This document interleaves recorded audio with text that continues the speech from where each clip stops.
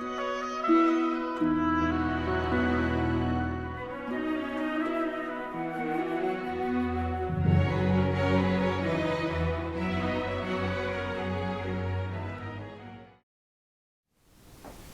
topic is the Bodhi Mind. It means to bring forth the Bodhi resolve to be self-enlightened and to enlighten others.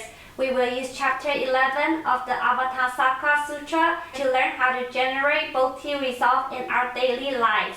This chapter has 141 verses. We will only look at 4 in terms of walking, standing, sitting, and lying down. Let's first look at walking. When walking on a road, I vow that sentient beings will roam the pure Dharma realm, their minds free and unhindered. This Huayan school of Buddhism, it talks about the Dharma realms.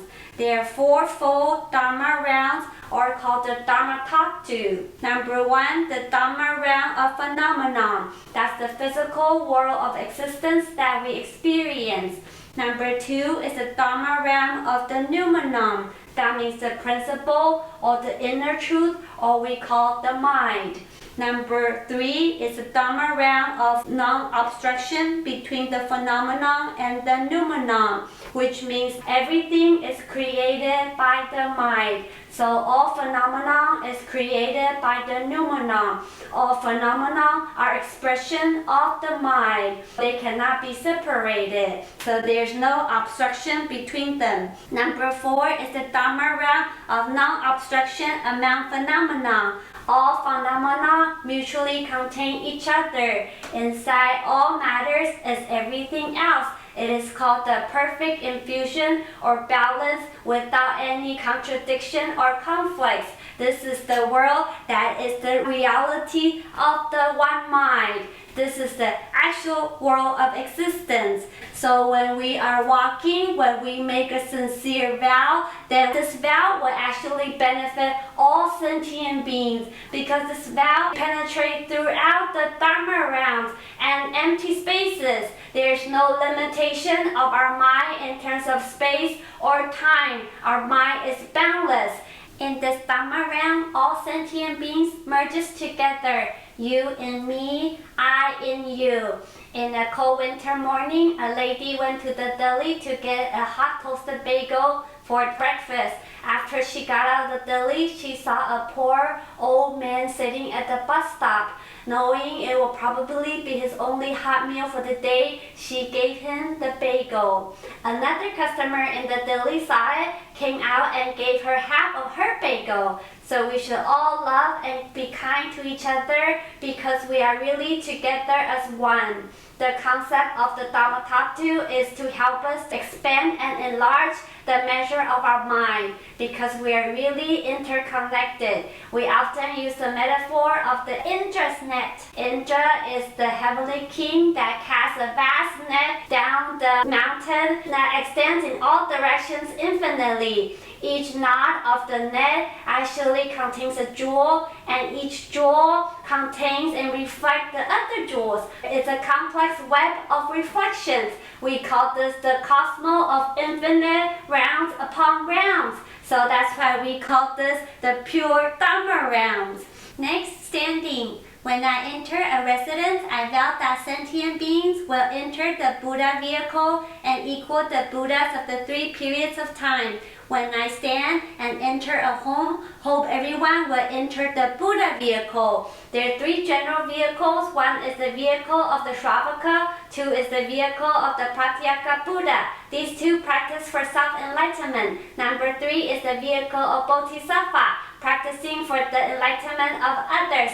Best yet is the Buddha vehicle, which is about the one mind, or the Dharma realm of one reality. That's the true mind, because we all have the Buddha nature that's already present in us. So practicing is easy. In the sutra, it says, as soon as a bodhisattva has the initial resolve to achieve Buddhahood, he becomes a Buddha at once.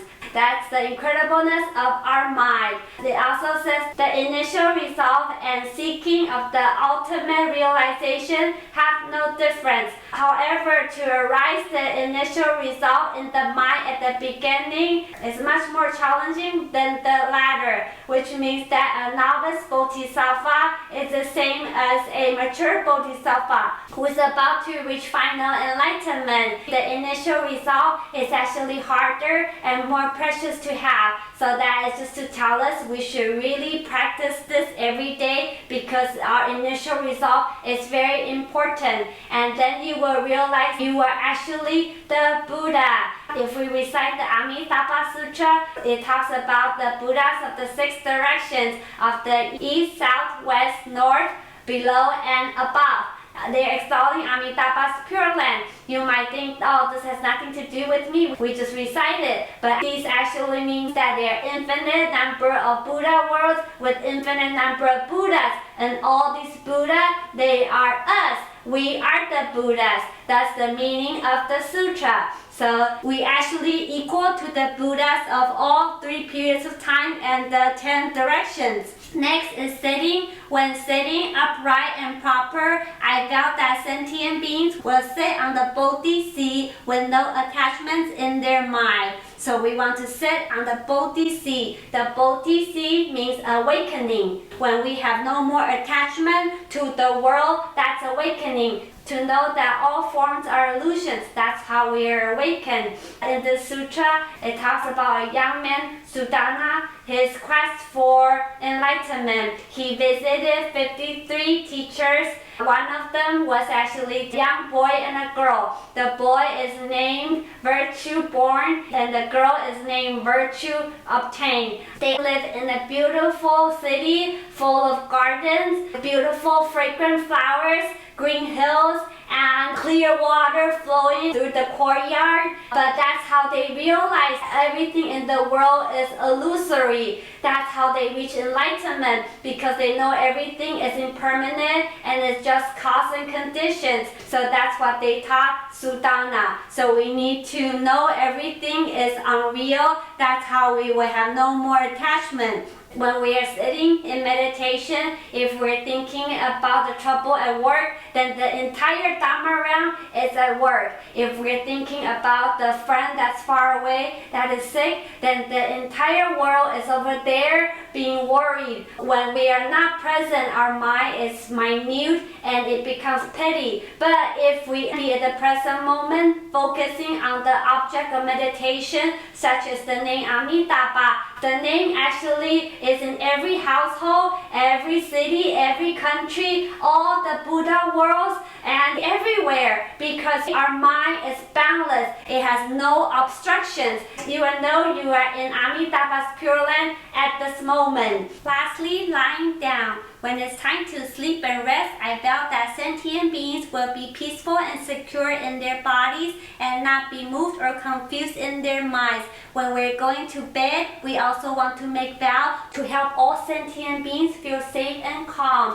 When our vows are sincere, at that moment, we are really helping millions of people that are having insomnia, depression, or anxiety. When our mind sees true emptiness, then it's free to create wondrous existence. That's the incredible nature of our mind. This is also called the ocean seal samadhi. The calm ocean water symbolizes our pure mind. When it's calm, it reflects everything as it is, like a clear mirror. However, when the wind of ignorance starts blowing, the surface of the water becomes agitated. It can no longer reflect clearly. So we need to be unmoved and stop the wind of ignorance, restore the calmness of the water, then the water becomes a seal or a stamp that reflects everything like a copy. Exactly. That's when we create wondrous existence. In conclusion, our mind is the Dharma realm of one reality. It is incredible liberation. When we make sincere vows in our daily actions, such as walking, standing, sitting, and lying down,